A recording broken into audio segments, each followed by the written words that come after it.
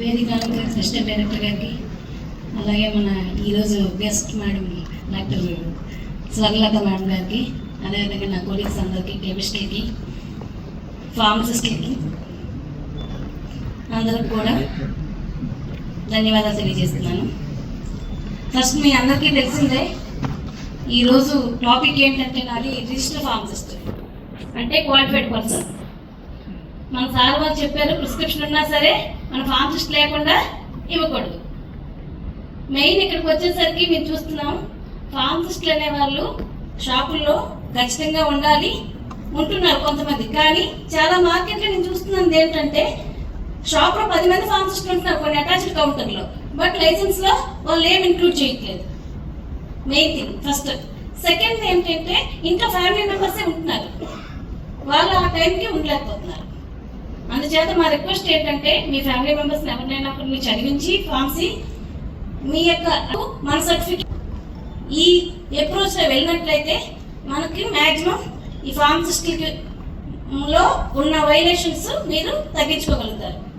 Second point ఏంటంటే KYC, know your customer లాగా మీరు know your pharmacist. First pharmacist వస్తున్నారు వెళ్ళిపోతున్నారు, ఎక్కడున్నారంటే మీకు తెలియదు. ఎందుకంటే కామన్ థింగ్ ఏం చెప్తున్నారు, భోజనానికి వెళ్ళారు వస్తారు, అవునా కాదండి? లేకపోతే హాస్పిటల్. Second thing hospital. చాలా కేసులు చూస్తున్నామండి. గాజువాకలో కూడా మన రీసెంట్గా ఫార్మసిస్ట్కి 1 year జైలు శిక్ష పడింది, అలాంగ్ విత్ పార్ట్నర్స్. అంటే అంత కీ రోల్ ప్రస్తుతం ఉన్న యాక్ట్లో. మీ ఇప్పుడు సార్ వారు చెప్పారు ఏంటని, ఈ షెడ్యూల్ H డ్రగ్స్ కానీ H1 డ్రగ్స్ కానీ మేడం మాకు సిస్టమ్ ఉంది, మేము అన్నీ రన్ చేస్తున్నాము, డాక్టర్ ప్రిస్క్రిప్షన్ ఏంటి, మాది అటాచ్డ్ కౌంటర్ అన్నీ చెప్పినా సరే వితౌట్ ఫార్మసిస్ట్ మీరు ఏది చేయడానికి లేదు, ఈ యొక్క ప్రిస్క్రిప్షన్ డ్రగ్స్ అమ్మడానికి లేదు. అకౌంట్ పే చేయాలి మంత్లీ. అందువలన నిజంగా వస్తున్నారా లేదా అని వెరిఫికేషన్కి ఉంటుంది ఆస్కారం. Third one attendance register. Attendance register ఎవరు మెయింటైన్ చేయట్లేదు. ఫస్ట్ థింగ్ నిజంగా వస్తున్నారా రావట్లేదా, కానీ ఎన్ఫోర్స్మెంట్గా మాకు మేము చేయాల్సింది ఉన్నారా లేదని ఈజీగా ఐడెంటిఫై చేయగలం. ఈ రోజుల్లో పోలీస్ యంత్రాంగం సపోర్ట్ తీసుకొని నిజంగా ఉన్నారా లేదా, ట్రేసబిలిటీ ఎంత ఉంది అని చెప్పి చేయగలం. కాబట్టి ముఖ్యంగా మీరు ఫార్మసిస్ట్ రోల్ అనేది చాలా ఇంపార్టెంట్. ఇప్పుడు నార్మల్గా చెప్పే వాళ్ళకంటే ఫార్మసిస్ట్ ఉంటే ఏఎంఆర్ కానివ్వండి, నార్కోటిక్ డ్రగ్స్ కానివ్వండి, కౌన్సిలింగ్ కానివ్వండి ప్రాపర్గా వెళ్తుంది, లేకపోతే ఇబ్బంది పడాల్సి వస్తుంది. థర్డ్ వన్ ఏంటంటే ఇప్పుడు సార్ చెప్పారు కదా H1 రిజిస్టర్, ఈ రిజిస్టర్స్ మేడం అన్ని రిజిస్టర్స్ మీరు రాస్తున్నాం మేడం, లాస్ట్ కాలం మాత్రం సిగ్నేచర్ ఆఫ్ ది ఫార్మసిస్ట్ ఉంటుంది.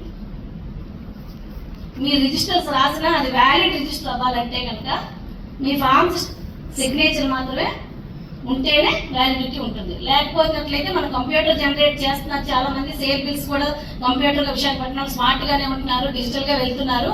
బట్ డూప్లికేట్ కాపీ తీయకపోవడం వల్ల, ఆ డూప్లికేట్ కాపీ మీద ఫార్మసిస్ట్ సిగ్నేచర్ లేకపోవడం వల్ల అందరికి కూడా ఏముంటుంది, మీ ఫార్మసిస్ట్ లేరు, దాన్ని మీరు ప్రూవ్ చేసుకోవాల్సిన బాధ్యత మీదే ఉంది. ఎలా చేసుకుంటారు? అట్లీస్ట్ మీరు డూప్లికేట్ కాపీ ఇచ్చి ఆవిడ సిగ్నేచర్ పెడితే అట్లీస్ట్ ఉన్నారని చెప్తున్నారు.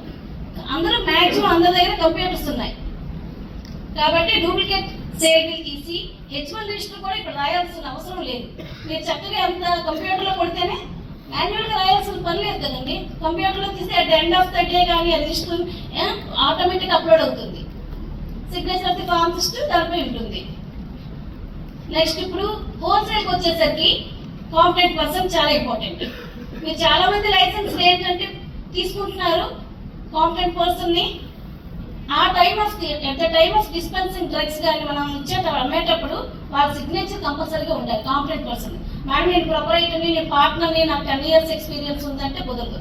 ఖచ్చితంగా లైసెన్స్లో మీరు ఎవరైతే కాంపిటెంట్ పర్సన్ క్వాలిఫైడ్ పర్సన్ కింద తీసుకుంటున్నారో వాళ్ళ సిగ్నేచర్ ఖచ్చితంగా ఉండాల్సిందే.